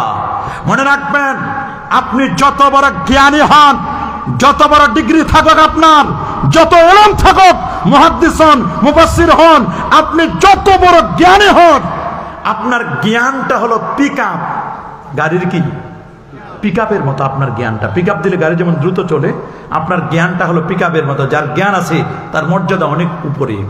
তবে পিকআপ সবসময় 120 গাড়ি চালাইতে পারবেন না, মাঝে মাঝে স্পিড ব্রেকার আছে। স্পিড ব্রেকারের গাড়িটা কি করতে হয়? স্লো করতে হয়। স্লো করার জন্য ব্রেকে চাপ দিতে হবে। পিকআপের সাথে ব্রেক, ব্রেকটার নাম হলো আদব। বলেন ব্রেকটার নাম কি? ব্রেক যদি না থাকে আপনার গাড়ি অ্যাক্সিডেন্ট করবে। আপনার জ্ঞানের কোনো মূল্য নাই। আপনি যদি ব্রেক আদব যদি না থাকে, তাহলে আপনাকে মানুষ বলবে লোকটার জ্ঞান আছে ঠিক, ওই লোকটা বেয়াদব। কি বলবে? লোকটা বেয়াদব, লোকটা জ্ঞানে ঠিকই, কিন্তু লোকটা কি? আলেমটা ভালো, কিন্তু উনার আদব কায়দা ঠিক নাই, বলবেন এরকম? এই জন্য বাবা, আদব হলো ব্রেক, আর পিকআপটার নাম হলো এলেম। এলেম হলো পিকআপের মতো। এলেম মানুষকে অনেক উপরে উঠায়, এটাকে কন্ট্রোল করার জন্য, উপর থেকে ধাস করার জন্য উপরে না যায়, আস্তে আস্তে স্লোলি, একেবারে আস্তে আস্তে, যাতে করে তাকে কন্ট্রোলিং পাওয়ারে নিয়ে আসে। এই জন্য পাশে পিকআপের পাশে আছে একটা ব্রেক। আল্লাহু আকবার। আরে যেমন আল্লাহু আকবার। নবীজি রেডি হয়ে আসলেন। আসার পরে জিবরিল আমিন বলেন, হুজুর আপনি আল্লাহর আরশের মেহমান। বলে তাহলে কেমনে যাব, কিভাবে? বলে আপনার জন্য জান্নাতি গাড়ি আমি নিয়ে এসেছি। সুবহানাল্লাহ বলেন। জান্নাতি গাড়ি এনেছি। বলে হ্যাঁ জান্নাতি গাড়ি। কি নাম? বরাক। বারকুন মানে বিদ্যুৎ, এর সুপারলেটিভ ডিগ্রি হচ্ছে বরাক। বিদ্যুতের গতি প্রতি সেকেন্ডে 1,86,000 মাইল, আর বরাকের গতি হচ্ছে বিদ্যুতের গতির চেয়ে কোটি কোটি গুণ গতি সম্পন্ন। আল্লাহু আকবার বলেন। আনা হলো বরাক। বলে বরাকে উঠার আগে আপনার ওপেন হার্ট সার্জারি হবে। সুবহানাল্লাহ বলেন। আপনি মহাকাশ ভ্রমণ করবেন, এখান থেকে আরশে আজিম। কোথায়? আরশে আজিম কি কাছে? এ বাবা, আরশ কি কাছে? মোটামুটি একটা হিসাব নেন, নবী কত দূর পর্যন্ত যাবেন? পৃথিবী থেকে 13 লক্ষ গুণ বড় হলো সূর্যটা। সুবহানাল্লাহ। 9,30,00,000 মাইল দূরে সূর্য। এখান থেকে প্রায় 15 কোটি কিলোমিটার দূরে। 15 কোটি কিলোমিটার দূরে। 9,30,00,000 মাইল দূর, এটাকে 15 কোটি কিলোমিটার। এই পৃথিবী থেকে 15 কোটি কিলোমিটার দূরে হলো সূর্য। সূর্য থেকে 33 কোটি গুণ বড় একটা তারকা, তার নাম হলো বেটলজিয়াস তারকা। সুবহানাল্লাহ বলেন। 33 কোটি গুণ বড় তারকা সূর্য থেকে। ওই বেটলজিয়াস তারকা থেকে 45 কোটি গুণ বড় একটা তারকা, তার নাম YX স্কুটি। আল্লাহু আকবার বলেন। এর চেয়ে আরো বড় ইটেকেরিনা 1, ইটেকেরিনা 2, এরপরে Nova, supernova, Proxima সেন্ট্রাই, Andromeda Galaxy সবগুলোর চেয়ে আরো বড় হলো লা উকসিমু বিমাওয়াকিউন নুজুম। সূরা কিয়ামার মধ্যে আল্লাহ বলেন এটার নাম ব্ল্যাক হোল।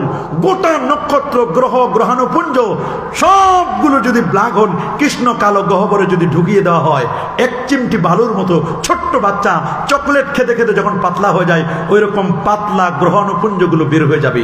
আল্লাহু আকবার। এর চেয়ে আরো বড় হলো প্রথম আকাশ, তার চেয়ে আরো বড় হলো দ্বিতীয় আকাশ, তার চেয়ে আরো বড় হলো তৃতীয় আকাশ, এর চেয়ে আরো বড় হলো চতুর্থ, পঞ্চম, ষষ্ঠ, সপ্তম আকাশ, এর চেয়ে বড় হলো সিদরাতুল মুনতাহা, তার চেয়ে আরো বড় হলো ৭০,০০০ নূরের পর্দা, তার চেয়ে আরো বড় হলো আল্লাহ রাব্বুল আলামিনের আরশ। সে আরশ পর্যন্ত আল্লাহর দিদারে যাবেন। আল্লাহ নবীকে বলা হলো হুজুর আপনি রেডি হন, আপনার জন্য জান্নাতি গাড়ি রেডি। বলে আপনার ওপেন হার্ট সার্জারি হবে। নবী বলেন আমি শুয়ে পড়লাম। মাকামে ইব্রাহিম এবং জমজম কূপের সামনে নবীজি শুয়ে পড়লেন। জান্নাত থেকে মেডিকেল টিম আসলো। নবী বলেন কে আমার ওপেন হার্ট সার্জারি করবে? বলে আপনি কোনো টেনশন করবেন না, জান্নাত থেকে মেডিকেল টিম আসতেছে। নবীর গায়ের উপর একটা চাদর দেওয়া হলো। আল্লাহু আকবার। সাদা চাদর দিলেন। সাদা চাদর দেওয়ার পরে জান্নাত থেকে মেডিকেল টিম এসে শাক্কা সাদরি ওয়া আখরাজা কালবি দেখলেন, এখান থেকে নিয়ে নাভি পর্যন্ত পুরো বুকটা চিরে দিল। শাক্কা সাদরি ওয়া আখরাজা কালবি। নবী বলেন আমার কলবটা বের করা হলো। সুম্মা গুসিলা বিমায়ে জামজাম, এটাকে জমজমের পানি দিয়ে ওয়াশ করা হলো। ওয়াশ করে ধৌত করলেন। সুম্মা উমতুলিয়া বিন নূরি ওয়াল হিকমা, এরপর এটাকে নূর এবং হিকমত, জ্ঞান এবং বিজ্ঞান দিয়ে, প্রজ্ঞা দিয়ে, সায়েন্স এন্ড টেকনোলজি দিয়ে যা যা দরকার ছিল সবগুলো ভরপুর করে দিলেন। যত জ্ঞান দরকার, যত নলেজ দরকার, এনি কাইন্ড অফ নলেজ যা যা দরকার সবগুলো সিরার মধ্যে প্রথিত করে দিলেন। আল্লাহু আকবার। সেখানে দেওয়ার পরে সুম্মা হুশিয়া সেটআপ দেওয়া হলো। আরে বাবা, আমরা তো ওপেন হার্ট সার্জারি থেকে কোনো রোগীকে বের করার পরে আইসিইউতে নিতে হয়। আইসিইউ 1, 2, 3, এরপর বেডে দেওয়া হয়। আইসিইউ থেকে নিতে হয়, আইসিইউ থেকে বেডে আস্তে আস্তে করে। আর আমার নবীর ওপেন হার্ট সার্জারি একবার নয়, দুবার নয়, নবীর জীবনে চারবার ওপেন হার্ট সার্জারি হয়েছিল। আল্লাহু আকবার। চারবার ওপেন হার্ট সার্জারি হওয়ার পরে এটা ছিল লাস্ট ৫১তম বছর বয়সে ওপেন হার্ট সার্জারি হওয়ার পরে আল্লাহর হাবিবের জন্য যখন বোরাক আনা হলো, নিয়ম হলো ৩ মাস বিছানায় শুয়ে থাকবেন। ৩ মাস তো দূরের কথা, ৩ দিনও না। আল্লাহ নবীকে বলা হলো, জিবরিল আমিন বলেন হুজুর এটা জান্নাতি গাড়ি, এই গাড়িটা আপনি চালাবেন। আমি এটার পিক আপ কোথায়, ব্রেক কোথায় আমি কিচ্ছু জানেন, এটা অটো সিস্টেম। সুবহানাল্লাহ। হুজুর জিবরিল আমিন হুজুরকে বলছেন, আমার নবীকে বলছেন হুজুর এটা আপনি চালাবেন, আমি আপনার পিছনে থাকবো। এটার কলকবজা আমি জানি না হুজুর, এটা আপনার, সব আপনার অধীনে। সুবহানাল্লাহ। আল্লাহু আকবার বলেন। দেখেন নবী ওপেন হার্ট সার্জারি হওয়ার পরে গাড়ি ড্রাইভ করতেছেন, নবীজি এবার বোরাক চালাচ্ছেন। সুবহানাল্লাহ। বোরাকটা অটো সিস্টেম। বলে 3টা জায়গায় স্টপেজ দিবে। ফার্স্ট স্টপেজ হচ্ছে ইয়াসরিব, মদিনা শরীফের পূর্ব নাম। নবী চলে গেলেন কাবা বাইতুল্লাহ শরীফ থেকে শুরু হলো, চলে গেলেন ইয়াসরিব। কবি বলেছেন ইয়াসরিব নামে ছিলে তুমি অলক্ষণের দেশ, বড়ই মারাত্মক যে ছিল তোমার পরিবেশ। নবীর ছোঁয়া লেগে তুমি সোনার মদিনা, সব বলিব কিন্তু তোমায় ভুলতে পারি না। আহা ভুলি নাই, ভুলবো না, ভুলতে পারি না। ভুলি নাই, ভুলবো না, ভুলতে পারি না। সব বলিব কিন্তু তোমায়, বলে না, সব বলিব কিন্তু তোমায়। সোনার মদিনা বহু দূরে, কিন্তু মদিনাওয়ালা আমার অন্তরে। আমার অন্তর জুড়ে মদিনা আছে রে, ওই মদিনা কবে যাব মন মানে না রে। কি মদিনা মনোবলা যেতে চাই? কারা কারা যেন একটু হাত তুলে দেখান। নারায়ে তাকবীর, নারায়ে রিসালাত। ওলি আল্লাহ যেখানে, নারায়ে তাকবীর। শাহ মাহমুদ আলিম মাদ্রাসা, নারায়ে তাকবীর। পবিত্র ইসালে সওয়াব মাহফিল। প্রিয়সুধী, আমার নবী ইয়াসরিব গেলেন, নামলেন। বলেন জিবরিল আমিন নামেন, 2 রাকাত নামাজ পড়ে। এটা কোন জায়গা? বলে আপনি জানেন? বলে না আমি জানি না। বলে এইটার নাম হলো ইয়াসরিব। আপনি এখানে হিজরত করে আসবেন, মাইগ্রেট করে এখানে আসলে, আপনি হিজরত করে আসলে পরে এইটাই হবে আপনার আসল ঠিকানা, এখানে আপনার রোজা হবে। সুবহানাল্লাহ, আল্লাহু আকবার বলেন। নবীজি সেখান থেকে বিদায় নিয়ে চলে গেলেন বিথিলহাম, বাইতুল মুকাদ্দাসের পাশে। নামেন, 2 রাকাত নামাজ পড়ে। এটা কোন জায়গা? বলে না আমি জানি না। বলে বলেন আপনি? জিবরিল আমিন বলেন এটার নাম মৌলুদ ঈসা, এটা ঈসা নবীর জন্মের জায়গা। এবার নবী আসল জায়গায় চলে গেলেন। বলে এই জায়গায় এবার গাড়িটা পার্কিং করেন, লম্বা টাইমে পার্কিং হবে। সুবহানাল্লাহ বলেন। লম্বা টাইমে বোরাকটা পার্কিং করলেন, দেখতেছেন লাখের উপর পয়গম্বর। এটা কোন জায়গা? বলে এইটার নাম বাইতুল মুকাদ্দাস, ফিলিস্তিন, যার ভিত্তি দিয়েছিল সাইয়্যিদুনা আদম সফিউল্লাহ। আল্লাহু আকবার। প্রথম ভিত্তি ছিল কাবা, কাবা শরীফ থেকে 40 বছরের ছোট হলো বাইতুল মুকাদ্দাস। সুবহানাল্লাহ বলেন। কাবা পরবর্তীতে সংস্কার করেছিলেন বাপ বেটা দুজনে, নবী ইব্রাহিম এবং ইসমাইল আলাইহিস সালাম। আর বাইতুল মুকাদ্দাস সংস্কার করেছিলেন দুজন বাপ বেটা, দুজন নবী, নবী দাউদ আলাইহিস সালাম এবং নবী সুলাইমান আলাইহিস সালাম। আল্লাহু আকবার বলেন। নবী দাউদ আলাইহিস সালামের মুজিজা ছিল উনি লোহাটা ধরলে মমের মতো গলে যেত। আর সুলাইমান আলাইহিস সালামের মুজিজা ছিল উনি বিনা কলে হাওয়ায় চড়ে তখতে সুলাইমান। ওনার বিমানের সিট ছিল, একটা বিমানের সিট ছিল 6500। আল্লাহু আকবার বলেন। কত হাজার? 6500 বিমানের সিট। উনার বিমানটা চালানোর জন্য কোনো ল্যান্ডিং করার জন্য বিমানবন্দর লাগতো না, টেক অফ করার জন্য কোনো বিমানবন্দর লাগতো না। উনি যেখানে মন চাইতেন সেখানে করতে পারতেন। আল্লাহু আকবার বলেন। একবার এক জায়গায় ল্যান্ডিং করেছেন, ল্যান্ডিং করার পর তো কঠিন বিপদ, লোকজন ছুটে এসেছে। বলে আমাকে আসরের নামাজ পড়তে হবে। কোন নামাজ? আসরের নামাজ পড়বো, আমাকে জামাতে নামাজ পড়বো, আমাকে পানির ব্যবস্থা করো। তো পানির দায়িত্ব ছিল একটা পাখির দায়িত্বে। পাখিটার নাম ছিল হুদহুদ। পাখিটার চোখের পাওয়ার ছিল আনলিমিটেড মেগাপিক্সেল। এই চোখের পাওয়ার ছিল মাটির নিচে 5 মাইল 6 মাইল নিচে কোথায় পানির লেয়ার আছে, পাখিটা জানতে পারত। আল্লাহু আকবার বলেন। পাখিটার এই ক্ষমতা ছিল, আনলিমিটেড মেগাপিক্সেল, পাওয়ারফুল ছিল এই পাখিটা। সুবহানাল্লাহ বলেন। পাখিটা হঠাৎ করে পাখি দেখতেছে নাই, ওনার হুজুর পানি সংগ্রহ করা দরকার। এখন পানি নাই, পানি নাই, কেমনে কি করবেন? তায়াম্মুমের বিকল্প ব্যবস্থাও নেই, সেই যুগে তায়াম্মুমের ব্যবস্থাও ছিল না। এক পর্যায়ে নবী সুলাইমান আলাইহিস সালাতু ওয়াস সালাম তিনি বললেন পাখিটা কোথায় গেছে? কিছুক্ষণ পরে দেখতেছেন পাখিটা উড়ে উড়ে উড়ে উড়ে আসতেছে। সিটে বসবেন পাখি। তিনি বলেন তোমাকে বরখাস্ত করেছি, সাসপেন্ড করেছি তোমাকে। তুমি আসলে, তুমি ছুটি নাও নাই, ছুটি না নিয়ে গেছো কেন? শোনাও, তুমি আমার কাছে ছুটি নাও নাই। কাকে বলে গেছো? বলে আমায় তো কাউকে বলে যায় নাই, আমি আরেকটা পাখির দাওয়াতে গিয়েছিলাম। বলে আগে বলো পানি কোথায় আছে, আগে নামাজ পড়ে নি, তারপর তোমার বিচার বসাবো। বলে স্যার সামনে পানি। জিনদেরকে বললেন, ওনার সাথে 2-2.5 লক্ষ জিন থাকতো অধীনে ওনার করায়ত্তে। সুবহানাল্লাহ বলেন। জিনদেরকে বলেন জিনেরা পানি মাটি খনন করে পানি বের করো। ওনার জন্য 1 লোটা পানি বের করে দিল। পরবর্তীতে আরো পানি বের করলে, উজু করলেন, নামাজ পড়লেন, নামাজের পরে বিচার বসালেন। কোথায় গিয়েছিলে? বলে স্যার আমি গিয়েছিলাম আরেকটা পাখির দাওয়াতে ইয়ামানের সাবা প্রদেশে, এখান থেকে 2500 কিলোমিটার দূরে। সুবহানাল্লাহ বলেন। বলে তুমি গিয়েছ কি জন্য? আপনার জন্য একটা ব্রেকিং নিউজ আনছি, সদ্য সংবাদ। এটা আবার কি? বলে এই সংবাদটা হলো এই, আমি আপনার জন্য সংবাদ নিয়ে এসেছি, ওইখানে একটা মাইয়া মানুষ দেশ চালাইতেছে, মহিলা মানুষ, মাতারি। কি বলেন না আপনাদের ভাষায় কি বলে? মাতারি নাকি? মেয়ে মানুষ একটা দেশ চালাইতেছে, তার নাম হলো রানী বিলকিস।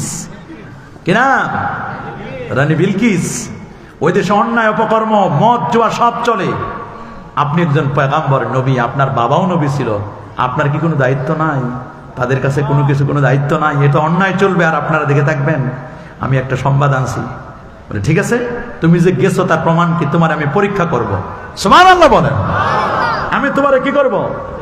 বলে করেন পরীক্ষা। তখন 1 লাইনের একটা চিঠি লিখছে, ইন্নাহু মিন সুলাইমান। চিঠিটা আল্লাহ কোরআনে দিয়ে দিয়েছেন, ইন্নাহু মিন সুলাইমান ওয়া ইন্নাহু বিসমিল্লাহির রহমানির রহিম আল্লাহ তাআলু আলাইয়া ওয়া আতুনি মুসলিমিন। 1 লাইনের চিঠি লিখলেন। 1 লাইনের চিঠি লিখে পাঠাই দিলেন, যাও রানী বিলকিসকে দিয়ে আসবে। আত্মসমর্পণ করতে হবে নবী সুলাইমানের কাছে। 1 লাইনের চিঠি নিয়ে রানী বিলকিসের দরবারে যখন যাচ্ছে, রানী বিলকিস দুপুরে লাঞ্চের পরে বিশ্রামে আছেন। দেখে দরজা বন্ধ, জানালা বন্ধ, সব বন্ধ। ভেন্টিলেটর দিয়ে ঢুকে রানী বিলকিসের বুকের উপরে চিঠি লিখে দিয়ে আসছে। আর উনি ভেন্টিলেটরের ভিতরে অপেক্ষা করতেছে। সালামান নবী বলছেন, তুমি কিচ্ছু করবে না, ওইখান থেকে লাইভ কাস্টিং করবা, ও চিঠি পাওয়ার পরে ওর অনুভূতিটা কেমন তুমি আমাকে জানাবা। সুবহানাল্লাহ বলেন। রানী বিলকিস ঘুম থেকে জাগার পরে থরথর করে কাঁপতে লাগলো। থরথর করে যখন কাঁপতে লাগলো, ওই মুহূর্তে দরজা খুললেন, বললে তোমরা কোথায়, কে দিল আমাকে এই চিঠি, আসলো কোথা থেকে চিঠি? বলে আমরা তো জানি না, দরজা তো আপনি নিজে লাগিয়ে দিয়েছেন, চতুর্দিকে সব বাহিনী আছে, কে দিল আপনাকে চিঠি আমরা তো জানি না। কিন্তু সুলাইমান নবী তো চিঠি দিয়েছেন কার মাধ্যমে? হুদহুদ পাখির মাধ্যমে। সুবহানাল্লাহ বলে। চিঠি পাওয়ার পরে তো তোলপাড়, বলে কে সে সুলাইমান, তাকে খুঁজে বের করো। বলে সুলাইমানকে। সব বাহিনীকে ডাকলেন, ডাকার পরে জিজ্ঞেস করলেন সুলাইমানকে। দুটো দল হলো, একদল বলল সুলাইমান তিনি একজন আল্লাহর পয়গাম্বর, আরেক দল বলল সুলাইমান উনি এলাকার একজন নেতা। উনি কি বলে, শোনো, যদি নেতা হয়, চান্দাবাজ হয়, তাহলে চান্দা দিয়ে ঠান্ডা করা যাবে, সমস্যা নাই। নেতা হলে কোনো সমস্যা নাই, ঠান্ডা করতে কোনো সমস্যা হবে না। আর যদি আল্লাহর নবী হয়, তাহলে চান্দা দিলে কোনো কাজ হবে না, নেতারে ঠান্ডা করার কোনো সুযোগ। আল্লাহর পয়গম্বর যদি হয়, তাহলে যত চান্দা দাও, নবীরা কখনো ঘুষ খায় না, চাঁদাবাজি করে কখনো করে না। আল্লাহু আকবার বলেন। ঠিক আছে, দুটো দল হয়ে গেল। একদল বলল তাহলে ওনাকে টেস্ট করে দেখি উনি কি নেতা নাকি উনি আল্লাহর পয়গম্বর। বলে কি করবা টেস্ট? বলে নেতাদের কাছে স্বর্ণ দামি জিনিস, কয়েকটা স্বর্ণের বার নিল, স্বর্ণ নিয়ে স্বর্ণের ইট নিয়ে তাকে দিবি, আর সাথে হাদিয়া দিল আতর, সাথে হাদিয়া দিল কতগুলো ইনোসেন্ট বয়, শিশু একেবারে ফুটফুটে, নিয়ে গেল তার দরবারে, নবী সুলাইমানের দরবারে। সুলাইমান আলাইহিস সালাম হুদুদ পাখি বলতেছে, হুজুর আপনার দরবারে কিন্তু ঠান্ডা ফিয়াইতেছে ঘুষ, এগুলো যদি নেন তাহলে বুঝবেন আপনি সাধারণ একজন নেতা, রাজা বাদশাহ, আর যদি না নেন তাহলে বুঝবে যে উনি আপনি কোনো সাধারণ কোনো নেতা নয়, রাজা বাদশাহ নয়, আপনি আল্লাহর নবী। বলে এই অবস্থা। বলে কি কি আনতেছে? বলে স্বর্ণের ইট, আর কি? বলে আতর, সুবাস, মেস্ক, আম্বর, এরকম গান, আর ছোট ছোট সোনামণি এরকম আনতেছে, ইনোসেন্ট বয়, শিশু। সুলাইমান নবী জিনদেরকে বলেন, এই জিনেরা আমার চতুর্দিকে 8-10 কিলোমিটার রাস্তাগুলো স্বর্ণের ইট দিয়ে বানায় দাও। আল্লাহু আকবার বলেন। স্বর্ণের ইট দিয়ে বানায় দেবো? বলে হ্যাঁ। আর চতুর্দিকে লেকের মধ্যে স্বর্ণ ছিটায় দাও। আর কি করব? বলে আরো অনেক কাজ আছে, সবচেয়ে দামি পারফিউম নিয়ে এসে চতুর্দিকে ছিটায় দাও। আর জিনদের মধ্যে পরি যে আছে, পরি, এরকম ছোট্ট ছোট পরিদেরকে 2 কাতারে দাঁড় করায় দাও। ওরে বাপরে বাপ, ওরা জানবে, ওরা আমাদেরগুলো দেখে যেন ওগুলো বের করতে না পারে। আল্লাহু আকবার বলেন। সত্যি তো তাই হলো, ওরা আসতেছে। সুবহানাল্লাহ বলেন। ওরা রওনা করছে, ওরা আসতেছে। আসুক। আমার নবী ওপেন হার্ট সার্জারির পরে নবীজি এবার চলে গেলেন। ওপেন হার্ট সার্জারির পরে ইয়াসরিব থেকে, বেথলেহেম থেকে বাইতুল মুকাদ্দাস, আল্লাহ রাব্বুল আলামিন সে বাইতুল মুকাদ্দাসের কথা বলছেন। সুবহানাল্লাযী আসরা বিআবদিহি লাইলাম মিনাল মাসজিদিল হারাম ইলাল মাসজিদিল আকসা الذي باركنا حوله لنريه من آياتنا إنه هو السميع البصير। সেই বাইতুল মুকাদ্দাসের চতুর্দিকে বরকতময় করেছেন। আমার রাসূল যখন বাইতুল মুকাদ্দাসে গাড়ি পার্কিং করলেন, গাড়িটা পার্কিং করার পরে দেখেন লাখের পর পয়গম্বর। সবাই বলতেছে, ভাই আজকে শুনছি 2 রাকাত নামাজ হবে, ইমাম হবে কে? বলে আরে মিয়া, ইমামতি নিয়ে টেনশন করো না, ইমাম যে হওয়ার সে আসতেছে। জিবরিল আমিন আমার নবীকে ইমামতির জায়গা দাঁড় করে দিলেন। নবীজি 2 রাকাত নামাজ পড়লেন। নামাজের পরে নবীকে সম্বর্ধনা দিল। ইব্রাহিম আলাইহিস সালাম ঘোষণা করলেন, উপস্থাপনা করলেন। নবী আদম আলাইহিস সালাম সভাপতি, চিফ গেস্ট, প্রধান অতিথি আমার নবীজি। সংক্ষিপ্ত বক্তব্য দেওয়ার পরে নবীর সামনে 4টা পেয়ালা দেওয়া হলো। একটা দুধের পেয়ালা, একটা মধুর পেয়ালা, একটা হলো পানির পেয়ালা, আর একটা হলো শরাব, মদের পেয়ালা। 4টা পেয়ালা দিলে জিবরিল আমিন বলেন, হুজুর নেন আপনি 4টা থেকে যে কোনো একটা আপনি চুজ করবেন। সত্যি রাসূলুল্লাহ সাল্লাল্লাহু আলাইহি ওয়াসাল্লাম তিনি বলেন ফাখাসতুল লাবান, আমি দুধের গ্লাসটা তুলে নিলাম, দুধ খেতে লাগলাম। দুধের মধ্যে আছে ওয়াটার এন্ড ফুড, খাদ্য এবং পানীয়, খাবারও আছে পানীয় আছে দুধের মধ্যে। সুবহানাল্লাহ বলেন, আল্লাহু আকবার। ইয়া রাসূলুল্লাহ, আপনি কেন পানি নিলেন না? পানি নেন না এজন্য কারণ পানির মধ্যে খাবার নাই, শুধু পানি আছে। নবী মধু নিলেন না কেন? মধু তো দামি জিনিস। বলে মধু এত দামি, আমার গরিব উম্মতরা এটা পাবে না, এটা উচ্চ মানের খাবার, সবার ভাগ্যে এটা জুটবে না। কিন্তু দুধ গরিবের ঘরেও আছে, বড় লোকের ঘরেও দুধ পাওয়া যায়। যায় না? যায় না? রাসূল বলে দিয়েছেন আলাইকুম বিআলবানিল বাকার, তোমরা গাভীর দুধ খাবে। ফাইন্নাহা তারিম্মু মিন কুল্লি শাজার, কারণ দুধ এটা হচ্ছে এমন সকল ঘাসের সার নির্যাস হলো দুধ। সুবহানাল্লাহ। গাভী যে ঘাস খায়, খড়কুটা খায়, একদিকে হলো খড়কুটা গোবর, আরেকদিকে হলো রক্ত, মাঝখানে তৈরি হয় লাবানান খালিসান, খালেস দুধ, নির্ভেজাল দুধ। আল্লাহু আকবার। আল্লাহর ফ্যাক্টরি থেকে যে দুধ বের হয় এটা নির্ভেজাল। আমরা পানি মিশাই, আমরা বলেন পানি মিশাই আমরা, ভেজাল মিশাই আমরা। কথা বলুন প্রিয় সুধী, এই জন্য আপনাকে মনে রাখতে হবে আল্লাহ নবী এবার সবার সাথে দেখা সাক্ষাৎ করে নবী চলে গেলেন চন্দ্র, সূর্য, গ্রহ, নক্ষত্র, Neptune, Pluto, galaxy, milky, nova, supernova সব পার দিয়ে প্রথম আকাশে গিয়ে আদম নবীর সাথে সাক্ষাৎ, দ্বিতীয় আসমানে ঈসা এবং ইয়াহইয়া, তৃতীয় আসমানে ইউসুফ আলাইহিস সালাম, চতুর্থ আসমানে ইদ্রিস আলাইহিস সালাম, পঞ্চমে হারুন আলাইহিস সালাম, ষষ্ঠ মুসা কালিমুল্লাহ, সপ্তমে ইব্রাহিম খলিলুল্লাহর সাথে দেখা করে সিদরাতুল মুনতাহা হয়ে 70,000 নূরের পর্দা পার দিয়ে আরশে আজিমে গিয়ে আল্লাহকে দেখে রাতের মধ্যে আবার ফিরে আসলেন। আল্লাহু আকবার বলেন। পৃথিবীর বিজ্ঞানীরা বলবে আকাশে যাওয়া যায় না, আকাশ থেকে নামা যায় না। আমার আল্লাহ বলেন আকাশে যাওয়াও যায়, আকাশ থেকে নামাও যায়। আকাশ থেকে যে নামা যায় তার প্রমাণ আদম আলাইহিস সালাম নেমেছেন শ্রীলঙ্কায় এবং জেদ্দায় হাওয়া আলাইহিস সালাম। আর আকাশে যে উপরে উঠা যায় তিনি ঈসা রুহুল্লাহ, তিনি চতুর্থ আসমানে উঠেছেন। যিনি উপরে উঠেছেন তিনি আর নামেন নাই, যে দুজন নেমেছেন তারা আর উপরে উঠেন নাই। আর আমার নবী আকাশে উঠে আবার নেমেছেন, তিনি দেখাই দিলেন আমার নবীজি সেরা। আল্লাহু আকবার বলেন। আমার রাসূলই কি সেরা সেরা সেরা। ইরাকের জমিনে শোয়াছেন ইমাম আহমদ বিন হাম্বল, 99 বার যিনি আল্লাহকে স্বপ্নে দেখেছিলেন। 12.5 লক্ষ হাদিসের পণ্ডিত ছিলেন ইমাম আহমদ বিন হাম্বল। সুবহানাল্লাহ বলেন। ইরাকের জমিনে শোয়া ইবনে সিনার মতো বড় পণ্ডিত। ইবনে সিনা জানাতেন ব্যক্তি নয়। আরে বাবা, ইবনে সিনা পুরুষ মানুষের চিকিৎসা করতেন হাত ধরে। কি ধরে? বলে বলুন। পুরুষ মানুষের চিকিৎসা করতেন কি ধরে?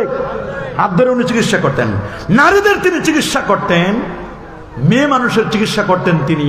দুটো তার ছিল, তার দুটো তিনি লাগাই দিতেন মেয়ে মানুষের হাতে অথবা পায়ে লাগাই দিতেন।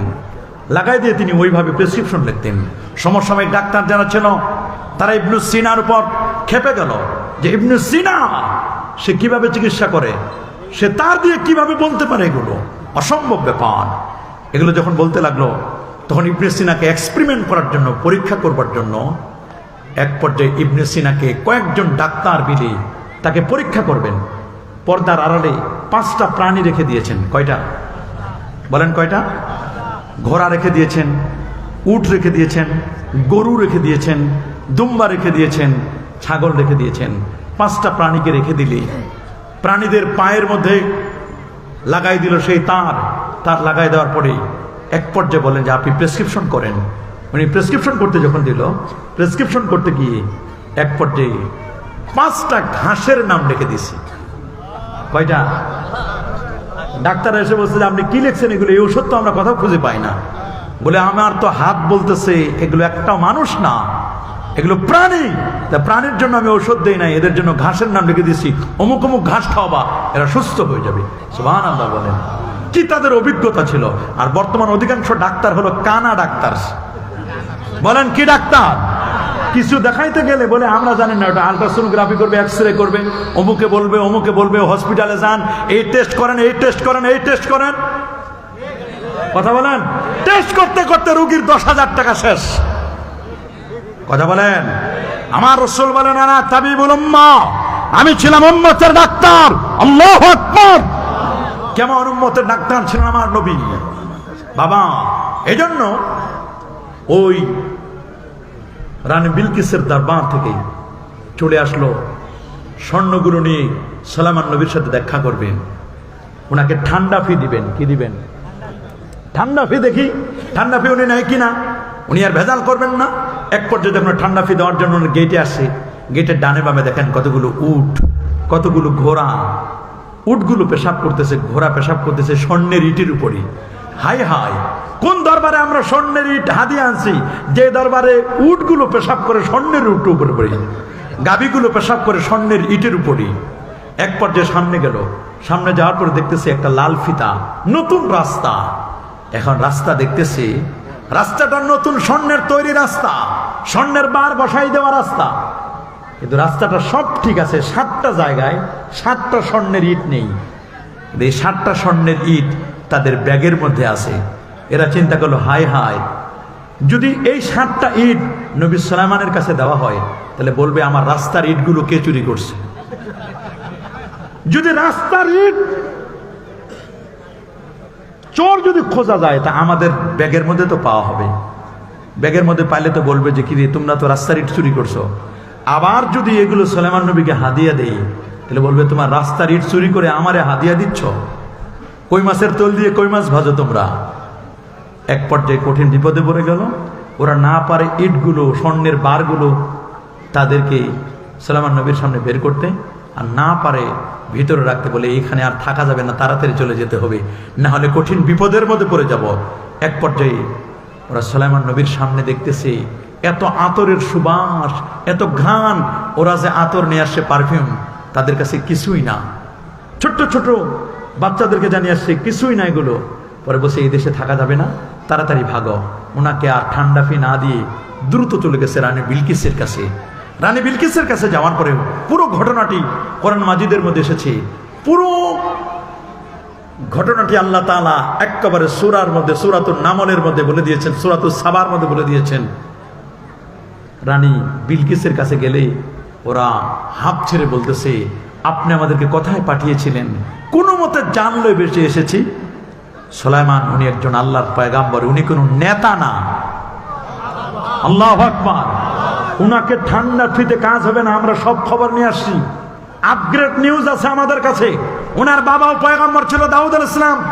সুবহানাল্লাহ বলেন। উনি যেমন পয়গাম্বর, ওনার বাবাও পয়গাম্বর ছিল। পাখিদের ভাষা বুঝতেন সুলাইমান নবী। সুবহানাল্লাহ। আইয়ুহান নাস উল্লিমনা মানতাকাত তায়র। সুতরাং ঠান্ডা ফিতে কাজ হবে না। রানী বিলকিস আপনি রেডি হন, আপনাকে না আত্মসমর্পণ করতে বলা হয়েছে? বলে হ্যাঁ। তাহলে আমি যাব। রেডি হও তোমরাও।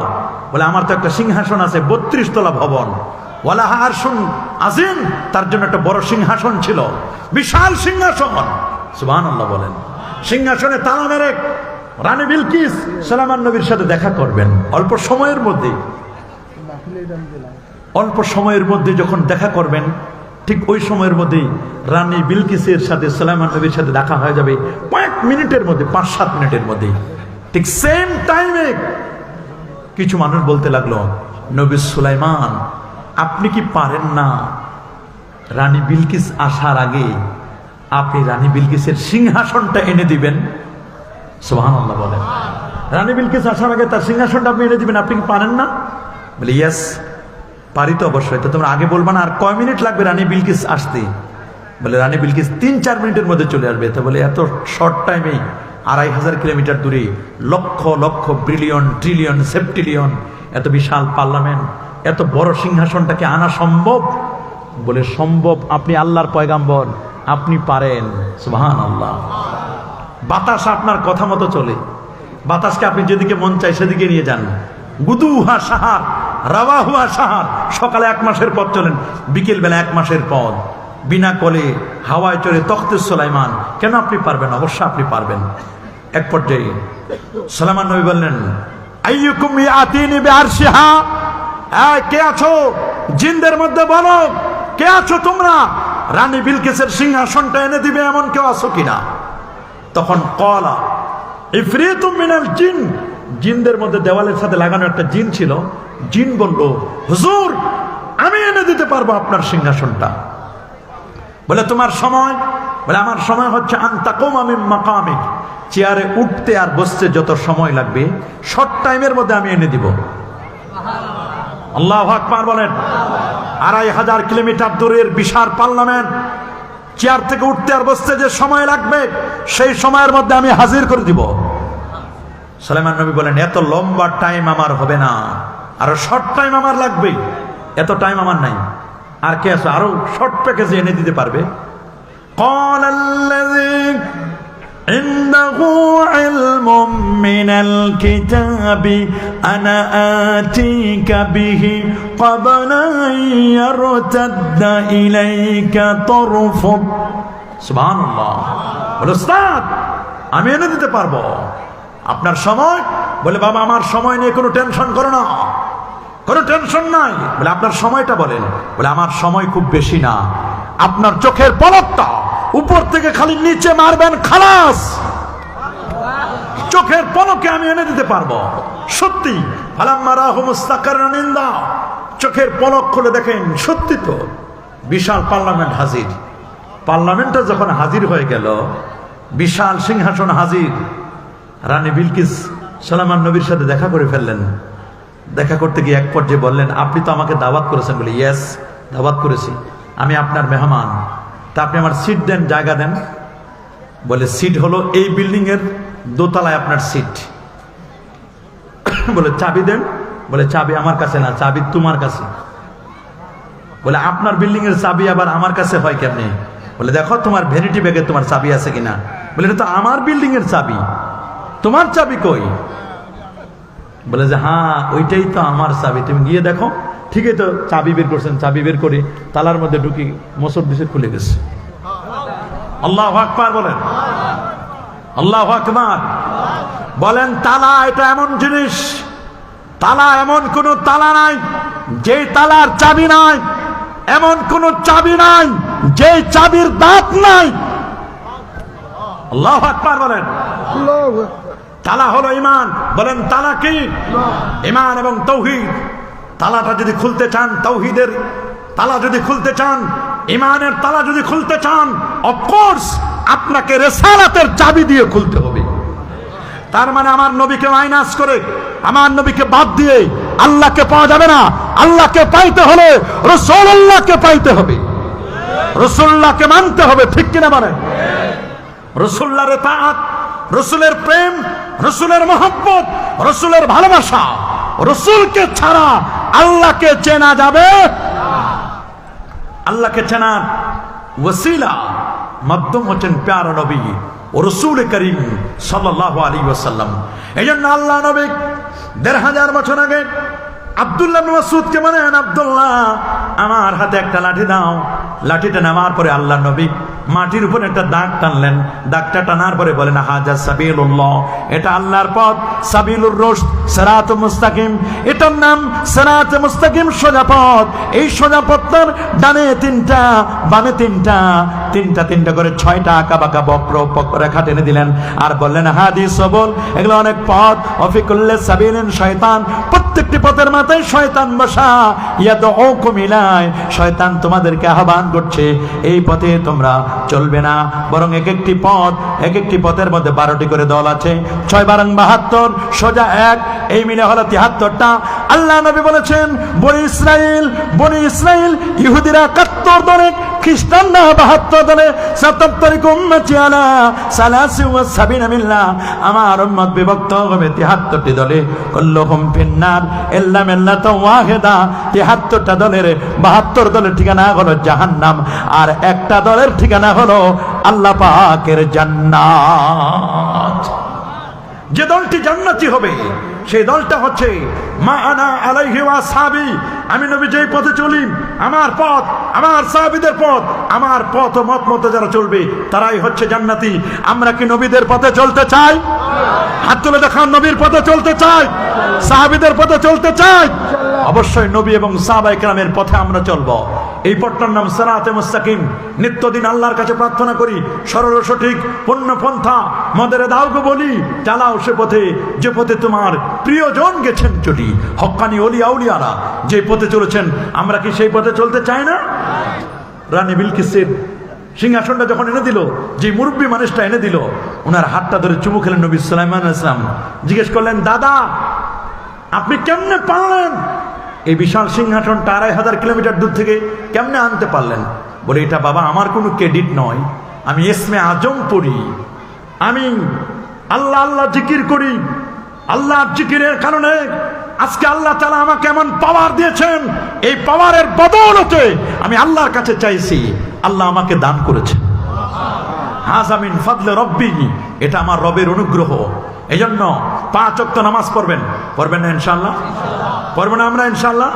5 ওয়াক্ত নামাজ পড়বেন, জুমার নামাজ পড়বেন, নামাজের আগের পরের সুন্নতগুলো পড়বেন।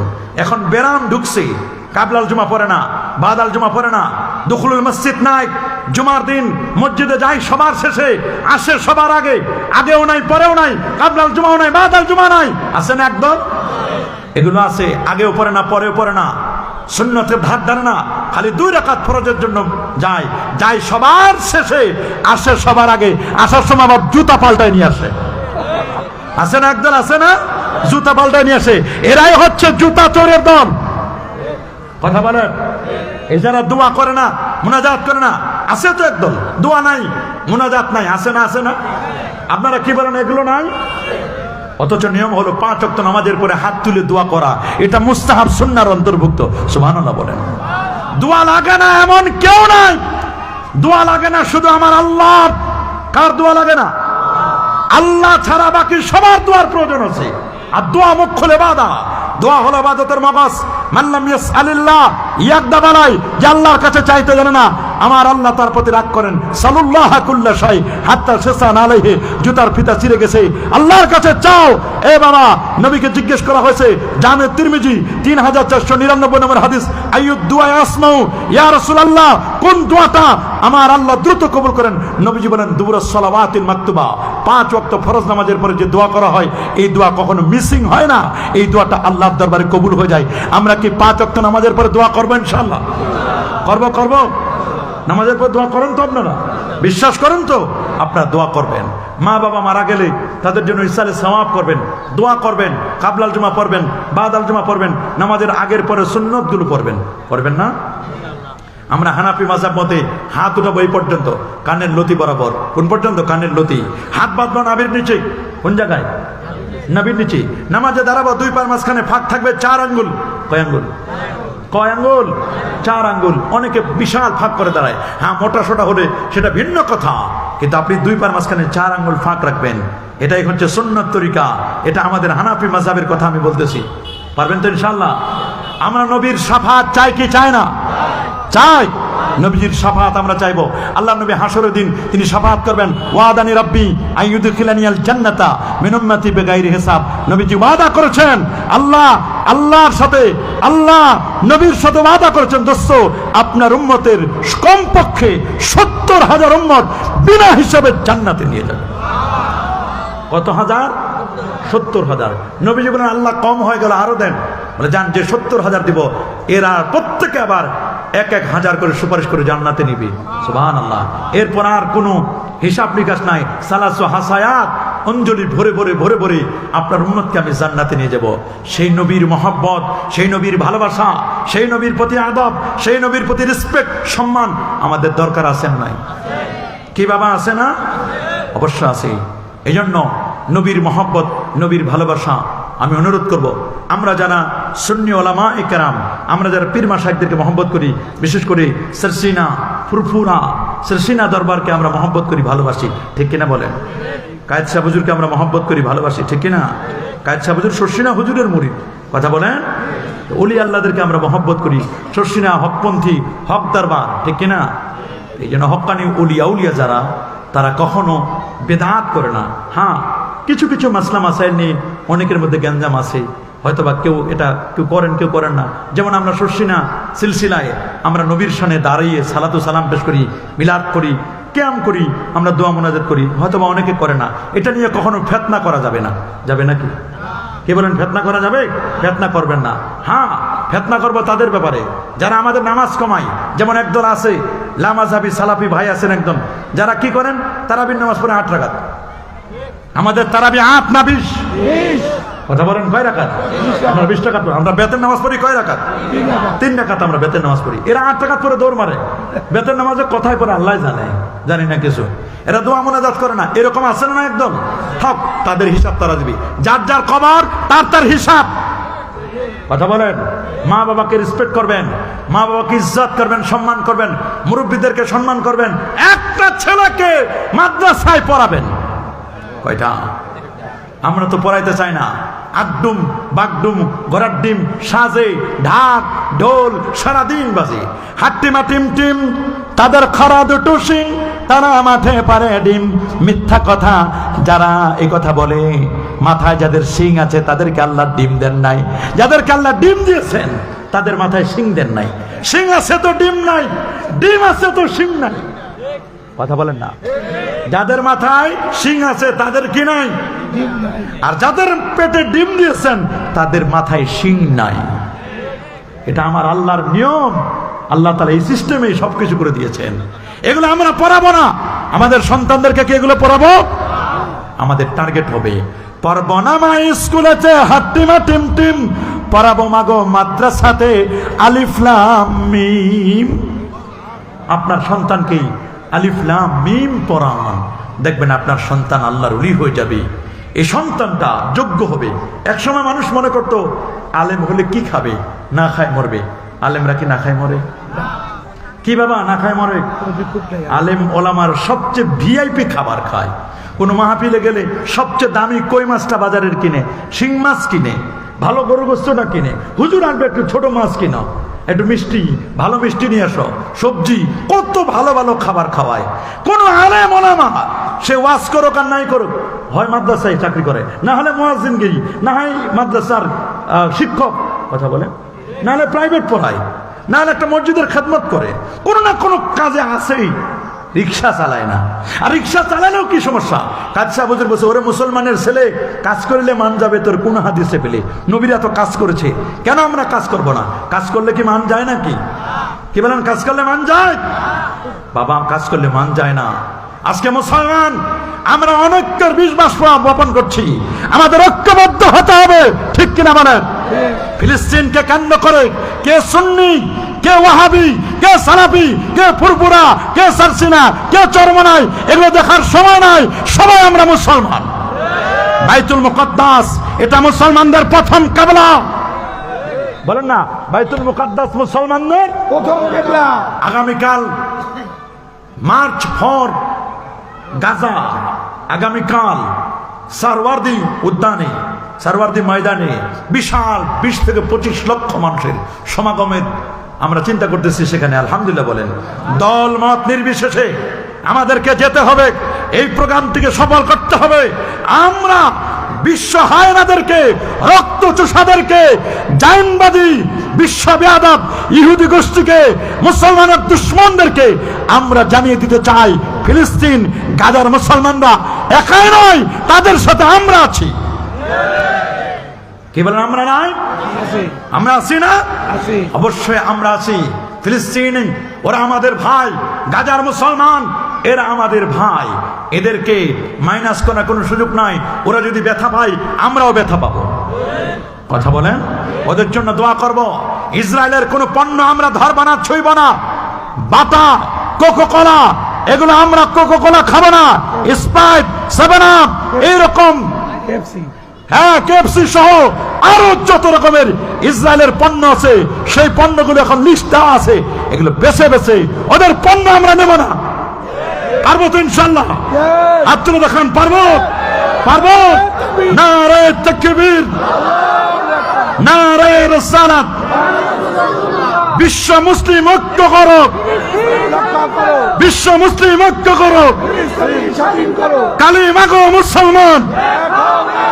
জিহাদ জিহাদ জিহাদ চাই, জিহাদ জিহাদ জিহাদ চাই। ফিলিস্তিনের স্বাধীনতা, ফিলিস্তিনের স্বাধীনতা।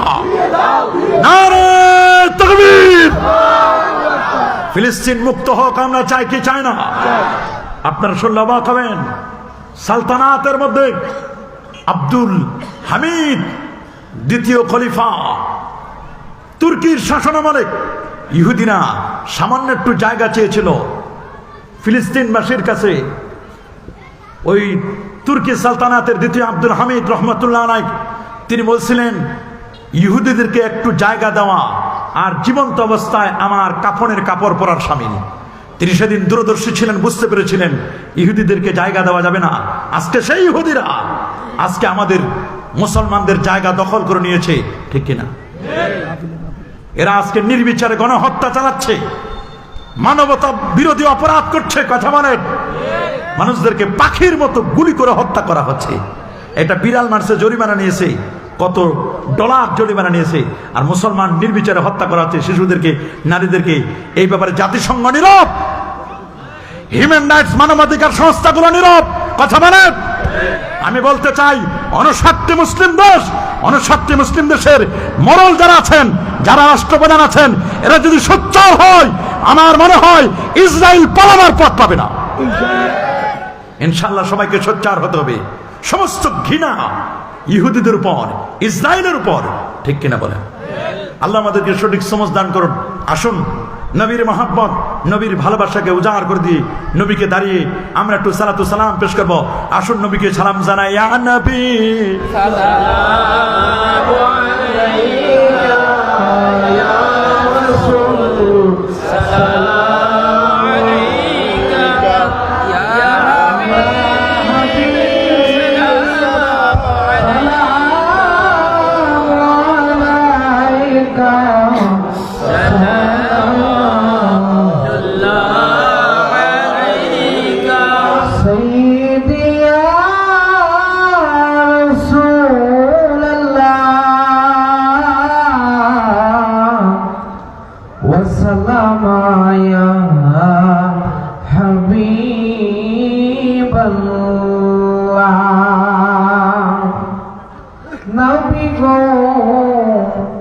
আমরা যে আপনার দেওয়ানা, যেতে চাই সোনার মদিনা। কোন পথে হব রওয়ানা, বলে দাও শাহে মদিনা।